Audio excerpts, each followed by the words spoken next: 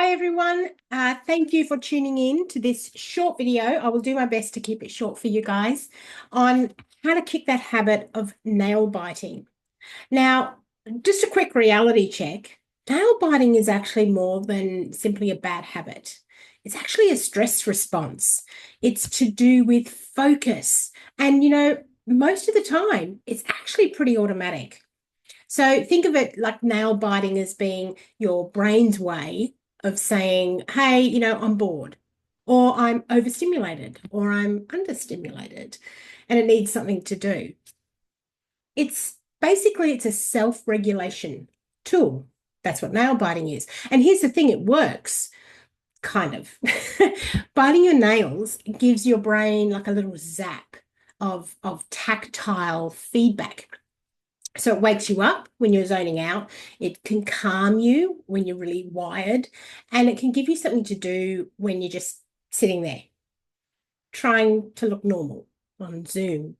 Here's the kicker though, right? A lot of high performing people, you know, those people that have like three or four different planners and they're all color coded, and yeah, I'm sure you know some of those people, or you are those people. They still bite their nails because it helps them focus when they're under pressure, especially if they've trained their brain to rely on it during, deep thinking or stressful times. So if you're wanting to break the habit of nail biting, just telling yourself to stop is not going to cut the mustard. You have to fill that void and give your brain a better tool. So you're in the right spot. I'm going to show you how you can kick it using three pretty easy, I think, and clear steps that use behavior modification. It's a brain hack that's backed by psychology. So where are my nerdy brain people at? Where are you all at? All right, so let's get into these three steps, okay? Step one is the self-assessment. You got to know why you nibble, right? That's the first step. You have to know yourself and learn about yourself, learn about the habit. So here's your mission for step one. I want you to track every time you bite your nails for 1 week, okay? And when you track those biting moments, I want you to note, where are you? What's your surroundings like? Are you with anyone? Who are you with? And go even a little bit deeper. What are you thinking? What are you feeling? Because here's the reason that you're doing this with this self-assessment. You're not just counting the number of times you bite, although that does help in its own way, so you can see perhaps how big the problem has become. It's actually also about spotting the patterns in your behavior. Bottom line is, once you can see it, then you can change it. Okay, so that's step one, self-assessment. I want you to track it and put down all the juicy details each time you track an instance of biting. Then we're going to move on to step two. That's the intervention plan. So this is where we're going to swap out and give your brain the better tools. Because once you can see and understand the reason that you bite your nails, then you can look at, okay, well, what can I replace that with that will still give me the same outcome?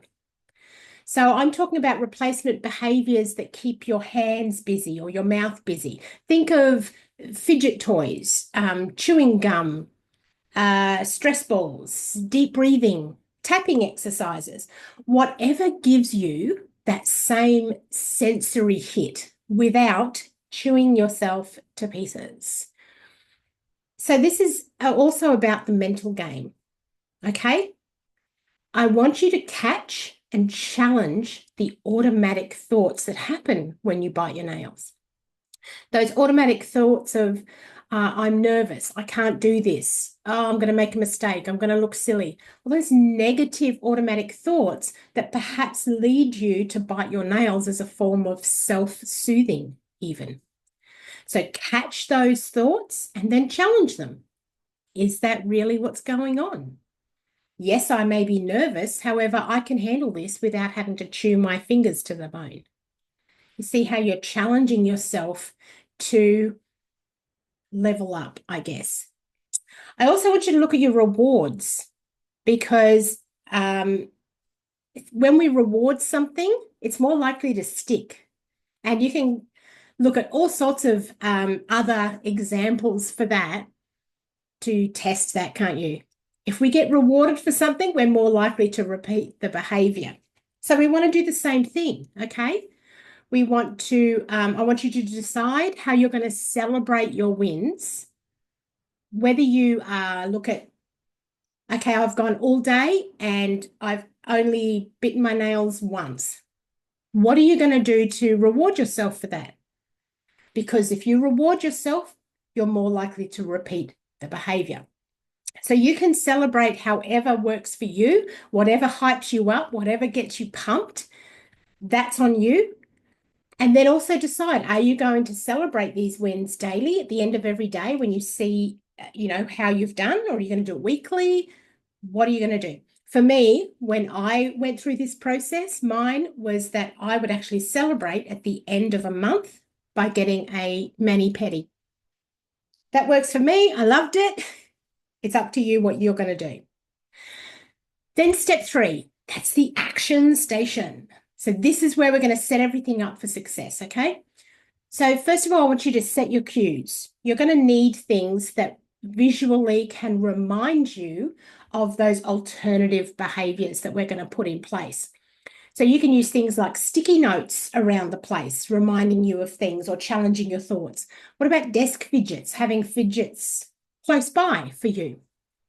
Carry gum in your pocket, in your handbag, in the car, wherever you are. Set yourself up for success. Have the things readily available to make it easier for you to get access to, and then reward that better choice that you've made. Okay? Now I want you to start tracking your progress again, like we did in step 1. This time, though, I want you just to simply track how often you bite your nails. And this works really well because when you start tracking, in this instance, what you're going to see is the number coming down. And that feels so good when you can look back on your progress, okay? So you're going to track that. I also, though, I'd love you to track instances of like how many days or how many hours you went without biting your nails, and reward that, celebrate that. Lots of small wins can add up to a really big change in behavior. It's worth doing. Reinforce, reinforce, reinforce. Lots of rewards, lots of good feelings. Remember what I said, that behavior that gets rewarded will stick. If we get something good out of it, we're more likely to do it again. So when you do that alternative behavior, reward yourself for it. Set yourself up for success. Back yourself. Reward yourself and build that better habit. Yep. Quick tip though, the more fun the reward is, the faster the bad habit will fade. So, think outside the box. Really give yourself something to look forward to. Okay? So, in short, that's your 3 steps. Okay? If you have a clear plan and you consistently follow through, then nail biting doesn't stand a chance. You'll be rid of it. And you can even move on to other behaviors if you so wish. Okay? Self-awareness is key. Self-awareness, making smart swaps with those alternative behaviors and that positive reinforcement. That's the tools that we were talking about back in step 1, where I said you need to give your brain better tools with which to satisfy those needs. These are the tools, okay? Keep it simple, stay consistent, and celebrate every bit of progress. Good luck. I'd love to hear how you do, and I'll talk to you on another video. Take care. Bye.